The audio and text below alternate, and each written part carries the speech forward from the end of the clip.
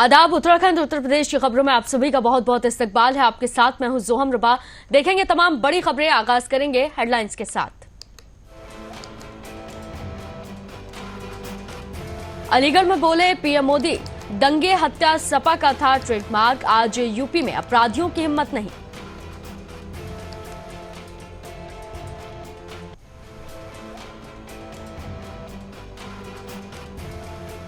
अलीगढ़ में सीएम योगी का जीत के लिए दिखा भरोसा। बोले पहले चरण की 8 सीटों पर विपक्ष का नहीं खुलेगा खाता।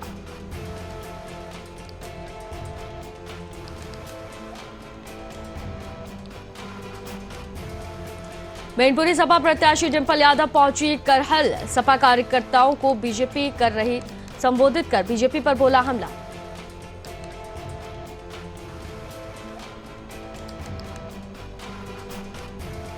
बिजनौर में कार में मिला युवक का शव, मचा हड़कंप। जांच में जुटी पुलिस।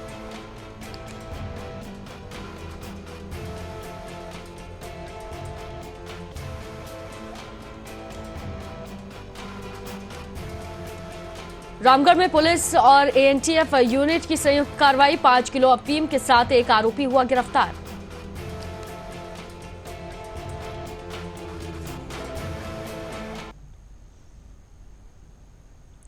तो चलिए खबरों की शुरुआत करते हैं। जो अलीगढ़ लोकसभा सीट से भाजपा के प्रत्याशी सतीश गौतम और हाथरस से अनूप वाल्मीकि के समर्थन में प्रधानमंत्री नरेंद्र मोदी नुमाइश ग्राउंड में आयोजित सभा को संबोधित करने के लिए पहुंचे। उनके साथ में यूपी के सीएम योगी आदित्यनाथ भी मौजूद रहे।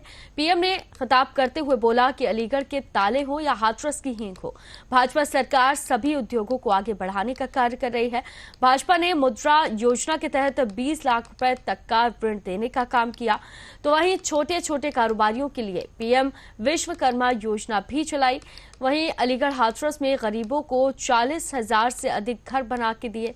इसके तहत गरीबों को तो घर मिल रहा है और अन्य लोगों को रोजगार भी मिल रहा है। इस क्षेत्र में गंगा जमनी का आशीर्वाद प्राप्त हुआ। प्रधानमंत्री ने अलीगढ़ के लोगों को आगाह करते हुए क्या कुछ कहा, सुनिए।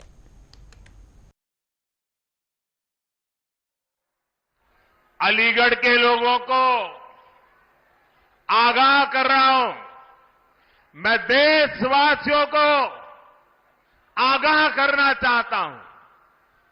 कांग्रेस और इंडी गठबंधन की नजर अब आपकी कमाई पर है, आपकी संपत्ति पर है।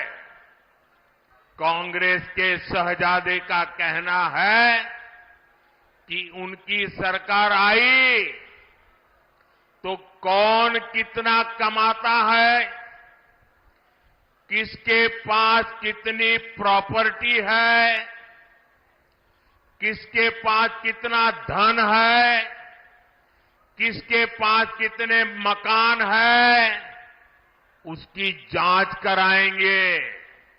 इतना ही नहीं, वो आगे कहते हैं कि ये जो संपत्ति है उनको सरकार अपने कब्जे में लेकर उसको सबको बांट देगी।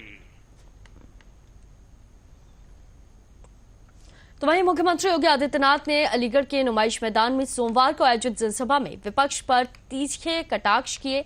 अलीगढ़ से भाजपा प्रत्याशी सतीश गौतम और हाथरस से प्रत्याशी अनूप वाल्मीकि के समर्थन में आयोजित इस सभा में मुख्यमंत्री ने कहा कि देश ऐतिहासिक नगरी अलीगढ़ में पीएम मोदी अपना योग्य मार्गदर्शन देने के लिए आए हैं। मैं अलीगढ़ और हाथरस की जनता की ओर से पीएम का स्वागत करता हूं। पीएम के बाद सीएम योगी ने खिताब करते हुए क्या कुछ कहा, अलीगढ़ की जनता से सुनिए। बहनों और भाइयों, विकास और विरासत और गरीब कल्याण की जिन योजनाओं को पिछले 10 वर्ष के अंदर इस देश ने मूर्त रूप लेते हुए देखा है, वह अभूतपूर्व है, अभिनंदनीय है और भारत को विकसित भारत के रूप में स्थापित करने के लिए एक महत्वपूर्ण आधार स्तंभ के रूप में हम सबको प्राप्त हुआ है। इस सब के प्रति कृतज्ञता ज्ञापित करने का एक अवसर लोकसभा चुनाव 2024 हम सबको प्राप्त हुआ है।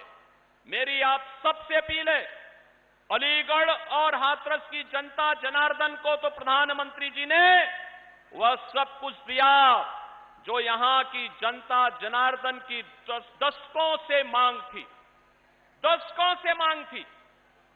जो लोग कभी इस बात के लिए नहीं सोचते थे कि यहां पर भी इस प्रकार के कार्य हो पाएंगे।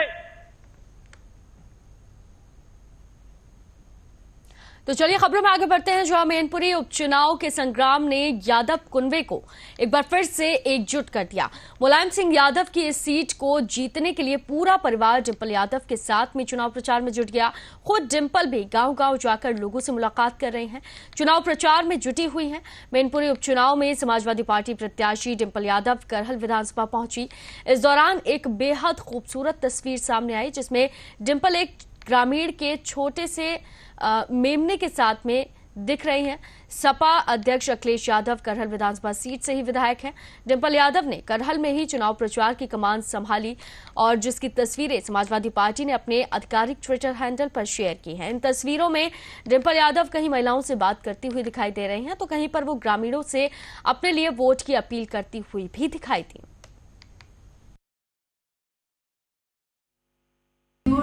चुनाव में लगेंगे और एक इतिहास मैनपुरी से रचने का काम करेंगे। और यह मैनपुरी क्षेत्र और ये करहल विधानसभा क्षेत्र हमेशा से आदरणीय श्रद्धेय नेताजी की कर्मभूमि रहा है और हमेशा रहेगा। आज से अगर हम 15-20 साल पहले की बात कर लें तो हम सभी जानते हैं कि इस क्षेत्र में ज्यादा विकास नहीं था, ज्यादा सड़कें नहीं थी, लेकिन आज पूरी मैनपुरी।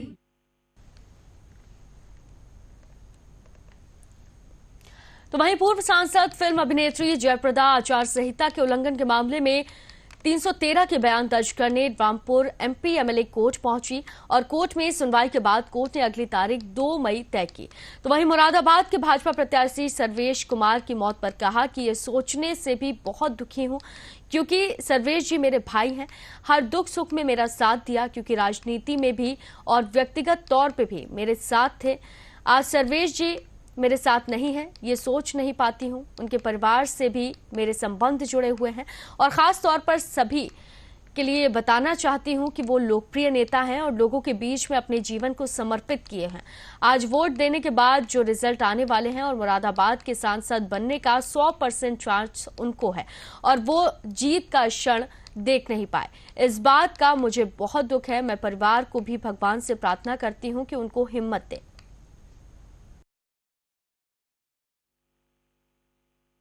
313 का बयान देने का दर्ज हो गया और मैं इसी के लिए इस सिलसिले में मैं कोर्ट में हाजिर की। तो आज कोर्ट में क्या रहा, बयान हुआ? बयान मैंने दर्ज किया और डेट दिए हैं, तारीख दिए हैं 2/5 के लिए। तो मैं कोशिश करती हूँ कि ज़रूर मुझे यहाँ पे आना ही ज़रूरी है और मैं अदालत को हमेशा मैंने सम्मान दिया और मैं कभी भी मैं अपमान करने की कोशिश नहीं की और आगे भी मैं आदरणीय कोर्ट को माननीय कोर्ट को मैं सम्मान करती हूँ। मैम, सर्वेश सिंह जी का निधन हुआ है, कैसे देख रहे हैं आप? क्या सर्वेश जी मेरे साथ लंबे समय से हमारे साथ भाई के रूप में हमारे साथ दिए हैं राजनीति में और हमारे व्यक्तिगत रूप में भी। उन्होंने उनके भाई के एक संबंध को हमने निभाए और मैं बहन के रूप में भी बहुत सम्मान करती थी। तो चलिए खबरों में आगे बढ़ते हैं। जो बुराना के पूर्व विधायक नवाजिश आलम की भतीजी एवं गढ़ी पुख्ता निवासी अलीफा खान ने यूपीएससी परीक्षा में 418वीं रैंक हासिल की है और जिले का नाम रोशन किया। यूपीएससी में सफलता मिलने पर अलीफा खान को बधाई देने वालों का तांता लगा हुआ है। आज अलीफा खान मुजफ्फरनगर के भारत आयुर्वेदिक मेडिकल कॉलेज में पहुंची, जहां उनका कॉलेज स्टाफ ने फूलों की माला के साथ इस्तकबाल किया और मुबारकबाद भी दी। आपको बता दें कि मंगलवार को यूपीएससी 2023 की परीक्षा का परिणाम घोषित हुआ, जिसमें एक छोटे से गांव गढ़ी पुख्ता निवासी मुनीर आलम की पुत्री अलीफा खान ने इस परीक्षा में कामयाबी हासिल की।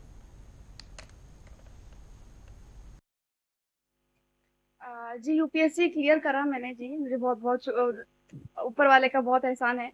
और मैं आपको ये बताना चाहूंगी कि यूपीएससी की स्ट्रेटेजी मेरी ऐसी थी कि मेरा ये 3rd अटेम्प्ट था और पहले 2 अटेम्प्ट में मैं प्रीलिम्स ही क्लियर नहीं कर पाई थी। और इस अटेम्प्ट में मेरा प्रीलिम्स मेंस इंटरव्यू तीनों क्वालिफाई हुआ और मेरे को 418वीं रैंक हासिल हुई। इसके लिए मैंने अपना स्टडी पे मोस्टली अराउंड 6 से 7 आवर्स एक दिन में मैं पढ़ती थी कॉन्टिन्यूसली, और जैसे ही एग्जाम नजदीक आता था तो वो घंटे बढ़ के 10 से 12 हो जाते थे। तो इस तरह प्रिपरेशन करके मैंने पहले प्रीलिम्स किया, फिर मेंस के अंदर मॉक टेस्ट सॉल्व किए, और जब इंटरव्यू की बारी आई तो मॉक इंटरव्यूज देना स्टार्ट किया।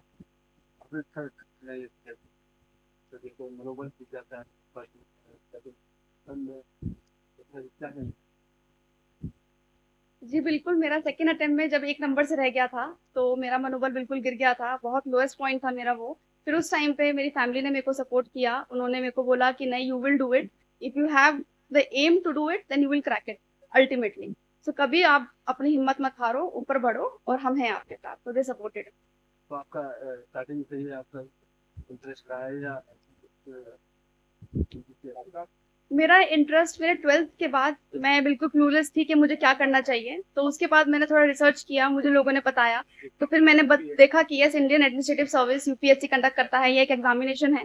फिर मैंने उसमें देखा कि क्या क्या चीजें होती हैं, फिर उससे मेरा इंटरेस्ट बनना शुरू हो गया। और स्टार्टिंग से ही मेरा मानना था कि मुझे सोशल सर्विस करनी है, मुझे लोगों के लिए काम करना है, अपने देश के लिए काम करना है। तो मेरे को इससे बढ़िया सर्विस कोई और नहीं लगी। जो बच्चे तैयारी कर रहे हैं उनके लिए क्या करना चाहिए, तैयारी करनी चाहिए, क्या कर? मैं उनको यही बोलना चाहूंगी कि प्रीलिम्स में, मेंस में आपको मेनली फोकस करना चाहिए टेस्ट सॉल्व करने में। आप पहले प्रीलिम्स में मॉक टेस्ट सॉल्व कीजिए, पहले अपने स्टैटिक को स्ट्रॉन्ग। वहां अमरोहा जनपद के सैदनगली थाना क्षेत्र के गांव में मोबाइल फोन पर वीडियो देखते समय कक्षा 11 के छात्र को हार्ट अटैक आ गया, जिससे उसकी तबीयत बिगड़ गई। परिजन छात्र को लेकर अस्पताल पहुंचे, जहां चिकित्सकों ने उसे मृत घोषित कर दिया। छात्र की मौत से परिजनों में कोहराम मचा हुआ है। आपको बता दें कि सैदनगली थाना क्षेत्र के ढक्का निवासी दिलशाद कुरैशी का 16 वर्षीय बेटा अमन कक्षा 11वीं का छात्र है। वो रविवार दोपहर करीब 5 बजे अपने घर पर बैठकर मोबाइल में वीडियो देख रहा था। इस दौरान मोबाइल देखते समय कक्षा 11 के छात्र अमन को अचानक से हार्ट अटैक हो गया। तो वहीं हार्ट अटैक आने से छात्र के हाथ से मोबाइल छूटकर नीचे गिर गया। परिजन घबरा गए। आनन फानन में हालत बिगड़ने पर परिजन छात्र को उपचार के लिए एक प्राइवेट अस्पताल लेकर गए, जहां डॉक्टरों ने उसे मृत घोषित कर दिया।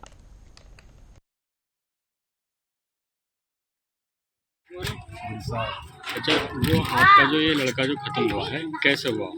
ये अचानक ही खत्म हुआ है। मोबाइल लिया मुझसे 2 बजे, मोबाइल लेते लेते सो गया है। 4 बजे आँख खुली, मैंने बतेरा झंझोड़ा, उठा नहीं। नगली को ले गए अस्पताल, फिर संभल ले गए, खत्म हो गया। अच्छा, मोबाइल चलाते चलाते ही और ये नीचे गिर गया। हाँ। कितने टाइम के बाद में देखा होगा? मैंने 4 बजे आँख खुली मेरी। मोबाइल चल रहा था उस वक्त? हाँ, मोबाइल चल रहा था। डॉक्टरों ने क्या कहा? डॉक्टर को यहाँ दिखाया था वो। तो वहीं थाना रामगढ़ पुलिस और एएनटीएफ यूनिट आगरा जोन की संयुक्त कार्रवाई करते हुए नाजायज मादक पदार्थों की तस्करी करने वाले अभियुक्त को गिरफ्तार किया गया। अभियुक्त के कब्जे से भारी मात्रा में अफीम बरामद की गई है, जिसकी अंतर्राष्ट्रीय बाजार में कीमत 50 लाख रुपए बताई जा रही है। तो वहीं लोकसभा चुनाव के मद्देनजर एसएसपी फिरोजाबाद द्वारा शहर में मादक पदार्थों की तस्करी करने वाले अपराधियों पर सतर्क नजर रखते हुए उनके विरुद्ध कठोर कार्रवाई करते हुए अभियुक्त अशोक कुमार शर्मा ब्राह्मण चौराहा हिमायूपुर 5 किलोग्राम अफीम के साथ और एक मोटरसाइकिल के साथ गिरफ्तार किया गया, जिस पर मुकदमा पंजीकृत कर आवश्यक कार्रवाई की जा रही है।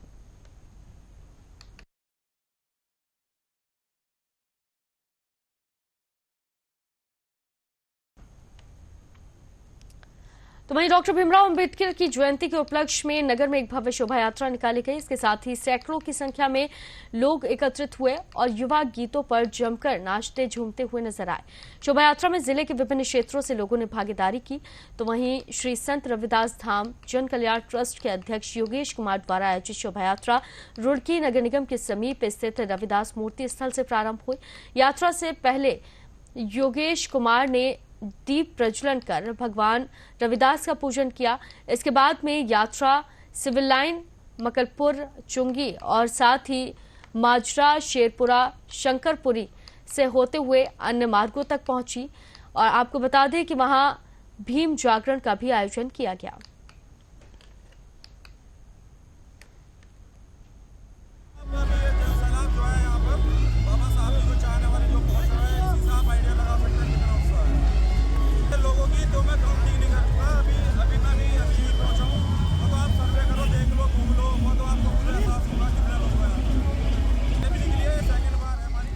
तो वहीं फिरोजाबाद में बाबा साहेब भीमराव अंबेडकर की 33वीं जन्म जयंती बड़ी ही धूमधाम के साथ मनाई गई, जिसमें मुख्य अतिथि सदर विधायक मनीष अजीसा के साथ में मौजूद रहे। सदर विधायक ने बाबा साहेब के बारे में क्या कुछ कहा, आइए सुनाते हैं।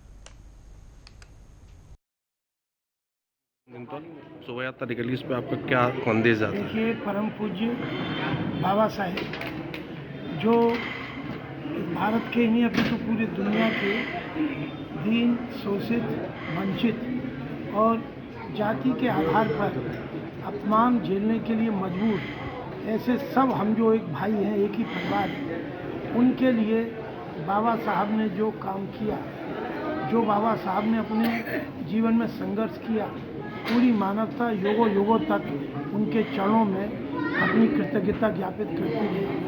मैं आपको ये बात बता सकता हूँ कि भी उस समय में दुनिया के सबसे शिक्षित और सबसे अधिक प्रतिष्ठित शिक्षण संस्थानों में न केवल उन्होंने शिक्षा प्राप्त करी, अपितु वहाँ पर लेक्चरर के रूप में, अध्यापक के रूप में भी काम किया।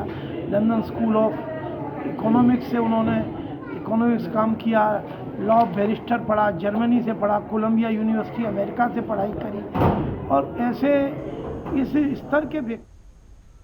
तो वहीं जिला मुरादाबाद में कवरेज करने गए पत्रकार के साथ पुलिसकर्मियों पर मारपीट का इल्जाम लगा है। मामला खबर के कवरेज से जुड़ा हुआ है, जहां दो पक्षों में झगड़े की सूचना पर कवरेज करने गए पत्रकार के साथ पुलिसकर्मियों ने मारपीट की। पिटाई के बाद पत्रकार का आरोप है कि पुलिस ने कवरेज के दौरान उसके साथ और उसके एक सहयोगी के साथ भी मारपीट की है, जिसके बाद में पत्रकार ने एसएसपी कार्यालय पहुंचकर तहरीर देते हुए पुलिसकर्मियों के खिलाफ कार्रवाई की मांग की है। आपको बता दें कि पूरा मामला मुरादाबाद के थाना पाकबड़ा क्षेत्र का है। एसएसपी साहब कार्यालय पर आया हूं और यहाँ पे अपने जो मेरे साथ बदतमीजी की गई है पुलिस द्वारा, उसके लिए न्याय के लिए गुहार लगाने के लिए आया। क्या बदतमीजी क्या सर, मैं वहाँ पुराने थाने के पीछे कोई मिलने वाले हैं, उन्होंने मुझे बुलाया, थाना पाकबड़ा। किसी ने मुझे फ़ोन किया, सूचना मिली कि वहाँ पे मारपीट हुई है, झगड़ा हुआ है। मैं इसी दौरान बाइट लेने के लिए गया पीड़ितों की। वहाँ सिपाही पहुँचते हैं, प्रवीण और सतेंद्र, नितिन और एक का नाम है विक्रांत उर्फ सारन। मैंने कहा कि मैं सर कवरेज कर रहा हूँ, इसमें क्या दिक्कत है आपको? तो वो बोलते हैं कि अभी तेरी पत्रकारिता निकालते हैं, अभी बताते हैं तुझे। मेरे 3-4 चांटे मारे मेरे सर, यहाँ पर मेरे कान पर चोट लगी है और ये रात से बहुत दर्द है। तो वहीं जौनपुर में पुलिस को बड़ी कामयाबी हाथ लगी है। यहां पर डॉक्टर अजय पाल शर्मा पुलिस अधीक्षक के निर्देश में तथा अपर पुलिस अधीक्षक, नगर क्षेत्राधिकारी व नगर के पर्यवेक्षण के दिशा निर्देश को आज थाना कोतवाली पुलिस मुखबिर की सूचना पर थाना क्षेत्र अंतर्गत राजा साहिब के पोखरे के पास वाजिदपुर उत्तरी के पास से 4 मजारिया हिस्ट्री शीटर अवैध तमंचे की फैक्ट्री संचालित करने की खबर पर एक्शन लेते हुए गिरफ्तारियों को अंजाम दिया है। जनपद जौनपुर पुलिस अधीक्षक डॉक्टर अजय पाल के कुशल निर्देशन में क्षेत्र में शांति व्यवस्था बनाए रखने हेतु एवं चुनाव के दृष्टिगत निष्पक्ष माहौल प्रदान करने हेतु थाना कोतवाली पुलिस द्वारा क्षेत्र में पैदल गश्त किया जा रहा था। समय लगभग 12:30 बजे मुखबिर खास की सूचना प्राप्त हुई, जिस पर वाजिदपुर उत्तरी के पास कुछ लोगों के छुपे होने की आशंका जताई गई। इस सूचना को तत्काल संज्ञान में लेते हुए हमारे चौकी प्रभारी और थाना प्रभारी मौके पर पहुंचे। एक बार की दबिश देकर वहां से 4 अभियुक्तों को गिरफ्तार किया गया। इनकी जामा तलाशी लेने पर इनके पास से 3 315 बोर के देसी कट्टे एवं 3 315 बोर के जिंदा कारतूस बरामद किए गए। साथ ही इनके पास तो वहीं खबर बिजनौर से है, जहां पर पुलिस और स्वाट टीम को बड़ी कामयाबी हाथ लगी। यहां पर डोडा चूर्ण की बड़ी खेप पुलिस ने पकड़ी है। इस डोडा चूर्ण को सब्जी के ट्रक में भरकर ले जाया जा रहा था। पकड़े गए चूर्ण की कीमत करीब 15 लाख रुपए बताई जा रही है, लेकिन पुलिस ने सतर्कता दिखाते हुए इस चूर्ण की खेप को बरामद कर लिया। साथ ही 3 अभियुक्तों को भी गिरफ्तार किया जा चुका है। ये पूरा मामला चांदपुर थाना क्षेत्र का बताया जा रहा है।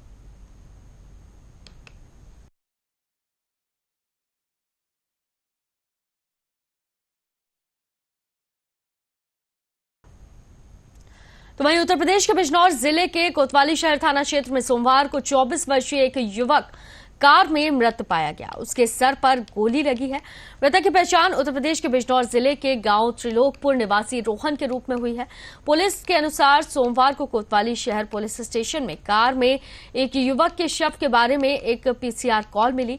मौके पर जाकर देखा तो कोतवाली थाना के अंतर्गत गांव झल्ला के पास बंद स्विफ्ट डिजायर कार में ड्राइवर सीट पर एक व्यक्ति पड़ा हुआ था। इसके सर पर चोट लगी हुई थी। शहर पुलिस उपाधीक्षक संग्राम सिंह ने बताया कि मृतक को गन शॉट इंजरी है तथा एक पिस्टल भी कार से बरामद हुई है। डीएसपी ने कहा कि प्रथम दृष्टया से तो ये सुसाइड का मामला प्रतीत हो रहा है।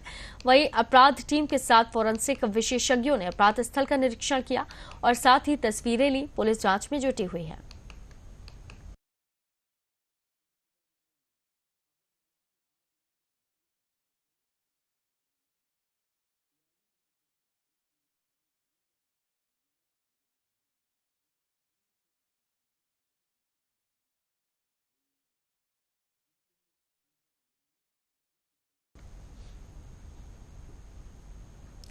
तो जहां उत्तर प्रदेश में लोकसभा चुनाव को लेकर लगातार प्रचार का सिलसिला जारी है, तो वहीं दूसरे चरण के लिए भी प्रचार प्रसार का दौर जारी है। ऐसे में उन्नाव में deputy CM Brajesh Pathak BJP उम्मीदवारों के लिए वोट मांगते हुए नजर आए। क्या कुछ उन्होंने कहा, आइए आपको सुनाते हैं। बूथ स्तरीय कार्यकर्ता सम्मेलन में जिस ढंग से हमने कार्यकर्ताओं से इनपुट लिए हैं और आम जनता से भी बात की है, यहाँ पर भारतीय जनता पार्टी की मोदी जी की लहर चल रही है। सांची महाराज जी का चुनाव एक तरफा है। सभी जाति धर्म संप्रदाय के लोग इकट्ठा होकर के कमल का बटन दबा रहे हैं। प्रचंड बहुमत के साथ उन्नाव लोकसभा सीट एक तरफा चुनाव जीत रही है भारतीय जनता पार्टी और प्रदेश में 80 की 80 सीटें भारतीय जनता पार्टी जीत रही है। पहले फेज में 8 की 8 सीटें, 8 की 8 सीटें। विपक्ष जो है एक संयुक्त रैली भी नहीं कर पाया, प्रथम फेज में गए ही नहीं, तो चुनाव की क्या बात है। तो फिलहाल उत्तराखंड उत्तर प्रदेश की खबरों में सिर्फ इतना ही। दीजिए इजाजत। आदाब।